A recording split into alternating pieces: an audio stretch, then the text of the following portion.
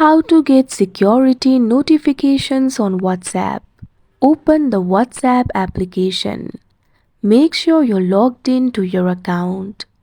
Tap on the three dots that you can see at top right corner of your screen. Tap on the option Settings.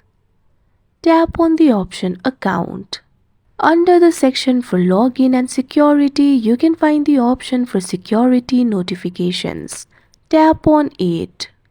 You can see the informations regarding security notifications.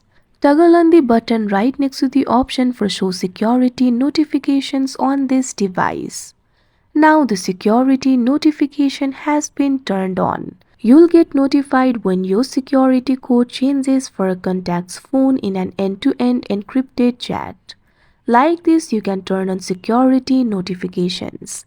That's it for this video. Thank you for watching.